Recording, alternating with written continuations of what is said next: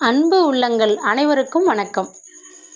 தாயின் அன்பை எதிர்பார்த்த மகன், கண்கலங்க வைத்த பதிவு. வாங்க கதைக்குள்ள போகலாம். மிகவும் வசதியான இல்லம் அது. கணவன் மனைவிக்கென்று தனித்தனியாக அறைகள், கட்டில், சோபா என்ற எல்லா வசதிகளும் இருந்தது. அறைக்கே வந்து உணவு பரிமாறும் வசதியும் உண்டு. பின்ன ஒருத்தருக்கு 6 லட்சம் ரூபாய் என்று 2 பேருக்கும் 12 லட்சம் ரூபாய் டெபாசிட்டும் அறைக்கே உணவு வரும் வகையில் ஏற்பாடு செய்து, அதற்காக மாதம் 6,000 ரூபாய் என்று 12,000 ரூபாயும் மகன் பணம் கட்டி அல்லவா இந்த முதியோர் இல்லத்தில் சேர்த்து விட்டிருக்கிறான்.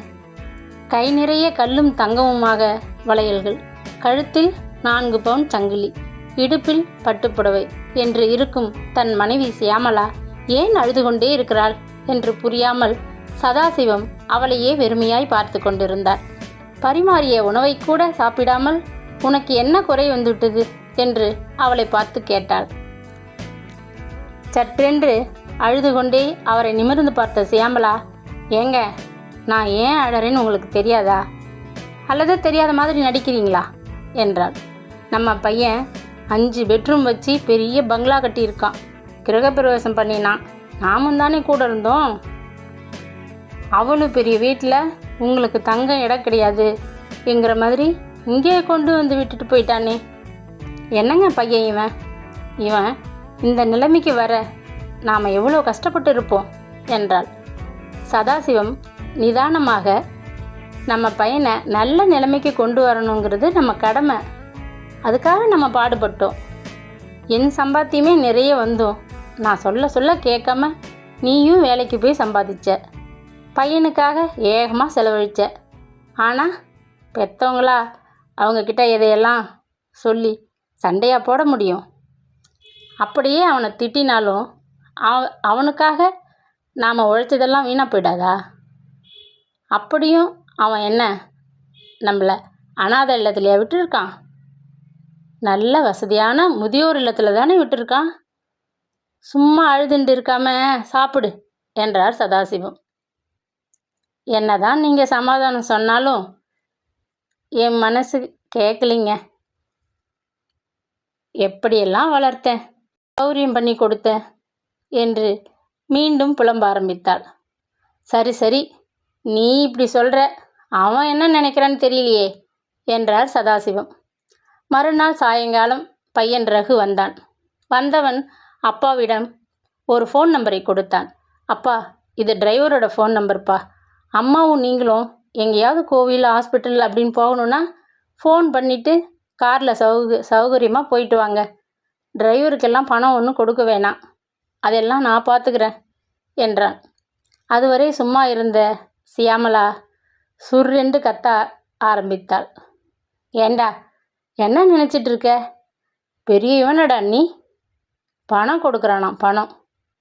நாங்கள் பார்க்காத பணமா என்று பேசிக்கொண்டு போனவளை ரகு தடுத்து நிறுத்தினான். ஸ்டாப், அம்மா, நான் சொல்கிறத கொஞ்சம் கேளு என்றான். என்னடா பெருசாக சொல்ல போகிற என்றவனை கையமர்த்தி பொறுமை என்று சொல்லி சிரித்தான். பிறகு நிதானமாக, உன் மனதை தொட்டு சொல்லு. உன்னை வசதி இல்லாத அனாதை இல்லத்திலையா கொண்டு வந்து விட்டுருக்கேன். இங்கே நீ எந்த பொறுப்பும் இல்லாமல் நிம்மதியாக இருக்கலாம். கூப்பிட்ட குரலுக்கு ஆள் என்கிற மாதிரி வசதியான முதியோர் இல்லம் இது. உன்னை மாதிரியே கணக்கு பார்க்காம செலவு செய்கிறேம்மா. அப்புறம் ஏன் கோபம் என்றான். அதற்கு சியாமளா, நீ சரியான படித்த முட்டாள்ரா. பணமாடா பெருசு? வயசான காலத்தில் ஆஃபீஸ்லேருந்து வந்து பக்கத்தில் உட்காந்து அம்மா சாப்பிட்டியான்னு கேட்குற வார்த்தை எனக்கு கிடைக்கலையேடா என்றாள். அப்படி வா வழிக்கு என்ற ரகு, இதே கதை தானே எனக்கும் நடந்தது. பணத்தாலே எல்லா சௌகரியமும் பண்ணி கொடுத்த. ஆனால் ஆசையாக ஒரு வாய் சாதம் ஊட்டி விட்டுருப்பியா? தலைவாரி ட்ரெஸ் போட்டு விட்டுருப்பியா? ஒவ்வொரு வேலையையும் நான் செய்யும் பொழுது எனக்கு அமுத ஆயா முகம்தான் கண்ணுக்கு தெரியுது, உன்முகம் இல்லையேம்மா என்றவன் சியாமளாவின் மடியில் தலை வைத்து அழ ஆரம்பித்தான். சியாமளாவுக்கு சதாசிவம் என் சம்பளமே போதும். நமக்கு ஒரு பையன், அவனுக்கு பாசத்தை ஊட்டி கவனித்து வளர்த்தாலே போதும் என்ற என்று எவ்வளவோ சொல்லியும் தனியாக பணம் வேணும், என் குழந்தைக்கு நான் செலவு செய்யணும் என்று சொல்லி வீம்பு பிடித்து கொண்டு வேலைக்கு போனது கண் முன்னால் வந்தது. ரகு அப்பொழுது, அம்மாவாகிய நீ எனக்கு வசதிகள் செய்து தருவதாக நினைத்து பாசத்தை கொடுக்க மறந்துட்ட. அந்த தப்பை நானும் செய்ய விரும்பல. இதை நான் உங்களுக்கு செய்ய மாட்டேன். என் குழந்தைகளையும் பாசத்திற்காக ஏங்க விட மாட்டேன். அதனால்தான் நன்றாக படித்தும் வேலைக்கு போகாத யமுனாவை கல்யாணம் பண்ணிக்கிட்டேன். என் வேலைகளையும் என் குழந்தைகளையும் பாசத்துடன் நல்லா பார்த்துக்கிறேன். நினச்சி பாரு, சொல்ல சொல்ல கேட்காம வேலைக்கு போனியம்மா. அப்போது நான் தவிச்சதை உனக்கு சொன்னால் புரியாதுன்னு தான் இப்படி ஒரு காரியத்தை நான் செஞ்சேன் என்று கூறினான் ரகு. சரி சரி, கிளம்புங்கோ. யமுனா எல்லோருக்கும் சமைச்சு வச்சுக்கிட்டு காத்துக்கிட்டு இருப்பா. கூடவே உன் பேர குழந்தைங்களும் தான் என்றான். போகிற வழியில் யமுனாவோட அப்பா அம்மாவையும் அழைச்சிக்கிட்டு போகலாம் என்றான்.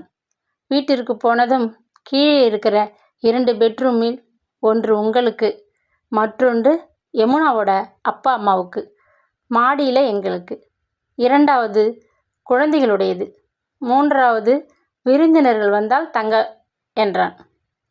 சந்தோஷமான சியாமளா, டேய் ரகு, இத்தனை நாளா நான் கொடுக்காத பாசத்தை இப்போ வட்டி போட்டு ஒருத்தர் பாக்கி இல்லாமல் கொடுக்க போகிறேன்டா